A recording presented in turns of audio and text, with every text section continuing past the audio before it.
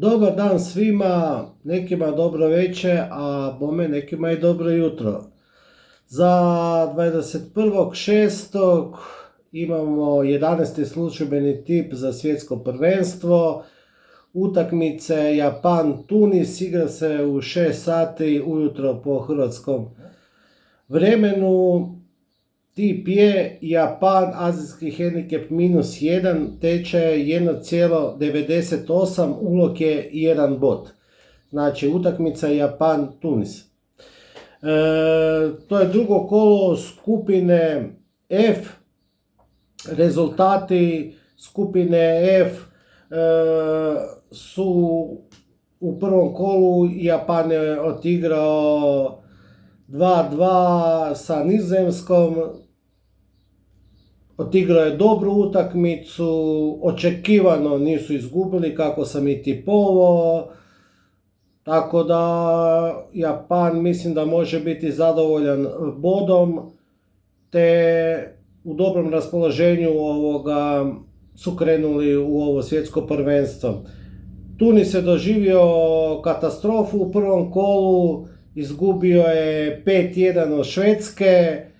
Švedska ih je totalno nadigrala, te im je napunila mrežu do vrha. Nakon te utakmice dogodili su se veliki potresi unutar njihovog nogometnog saveza, to jest reprezentacije. Smijenjen je francuski stručnjak, to jest izbornik Lamouchi, te Tunis izgleda da na ovom prvenstvu neće ništa napraviti, te mislim da su vrlo male šanse da prođu ovu skupinu, pa ja bih rekao skoro pa nikakve. Očigledno nešto gadno ne štima unutar reprezentacije, unutar atmosfera između igrača, bivšeg sad izbornika i tako je vrlo loša. Ja ću navesti malo o Japanu, da Japan vrijedi 271 milijun eura, na 18. poziciji se trenutno nalazi po FIFA-inoj ljestvici, radi se o vrlo jakoj reprezentaciji, po meni broj 1 Dark Horse ovog turnira, to je svjetskog prvenstva, krasi ih uigranost, fanatizam, brzina, kompaktnost, imaju veliki kvalitet, sigurno spadaju trenutno među prvih 10 reprezentacija u svijetu, te mogu očekivati velike stvari na ovom svjetskom prvenstvu. Naveo bi par igrača: Uedu, Kubo, Doana, Nakamuru, Maedu i tako dalje. Svi igrači više manje igraju u dobrim europskim klubovima, dugo igraju zajedno, uigrani su, tako da mislim da u ovoj utakmici Japan je za mene veliki favorit. Što se tiče Tunisa, Tunis vrijedi 70 milijuna eura, trenutno se nalaze na 45. poziciji na FIFA-inoj ljestvici. Ono što je bitno naglasiti, da oni ni pripremne utakmice su vrlo loše odigrali. 6.6. igrali su sa Belgijom i izgubili su 5-0, a 1.6. igrali su sa Austrijom i izgubili su 1-0.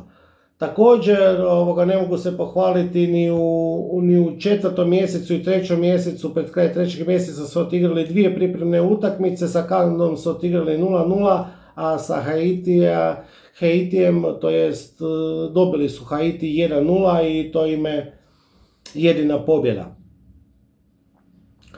Ono što bi još istaknuo kod Tunisa, ne možemo reći da je to po imenima neka jako loša reprezentacija, većina igrača im igra u Europi, 2-3 igrača im igraju u Premiershipu, najskuplji igrač im je Hannibal koji igra u Burnleyu, vrijedi 15 milijuna eura, vezni igrač. Međutim, očigledno nešto ne štima unutar reprezentacije. To se već vidjelo na Afričkom kupu nacija gdje nisu bajno prošli, te nastavljaju taj, recimo, negativan niz. Ono što je bitno naglasiti, da Japan s ovom pobjedom praktički osigurava prolazak u dalji stupanj natjecanja, te ima s pobjedom realne šanse da bude i prvi u skupini. Prvi ili drugi, ali može se uključiti u borbu za prvo mjesto sa Nizozemskom. Ja očekujem od Nizozemske da pobjede Švedsku, međutim neće to biti lagana tekma, jer Švedi su pokazali da su ušli u formu, te to pokazuje i rezultat prvog kola kada su Tunis pobjedili 5-1.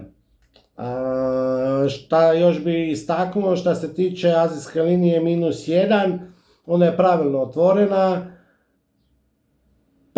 Prvo bitno je otvorena -0,75, međutim nakon poraza uvjerljivog Tunisa od Švedske, linija je pomaknuta i sad iznosi -1, što je pravilna linija, a tečaj od 1,98 je prihvatljiv za ulaganje, to jest okladu. Još bi tu naveo da Japan ima vrlo dobar head to head sa Tunisom. Međusobno su odigrali 4 utakmice. U 3 utakmice Japan ih je pobjedio i to se uvjerljivo sa 2 ili više gola razlike. U jednoj utakmici izgubili su. Zadnja utakmica, pripremna, prijateljska, je bila odigrana 17.10.2023. Japan je dobio 2-0 Tunisu. Tako da kažem, po vrijednosti momčadi, po uigranosti, po procjenama svih nogometnih stručnjaka, po nekoj formi, Japan je tu dosta veliki favorit, to jest, ja bih rekao, baš veliki favorit protiv Tunisa. I još bi istaknuo bi da svaki tečaj iznad 1,85 ima neku vrijednost na liniji -1 azijski hendikep. I da još naglasim, pošto dosta ljudi ne zna šta je azijski hendikep, ne zna kako se to računa i tako dalje. Znači, ukoliko Japan pobjedi 1 gol razlike, vraća nam se ulog. Ukoliko Japan pobjedi sa 2 ili više golova razlike, dobivamo full tečaj, to je 1,98 i oklada je dobitna. Ukoliko bude neriješeno ili Tunis pobjedi, gubimo ulog. Eto, to bi bilo to i sretno svima. Pozdrav, bok!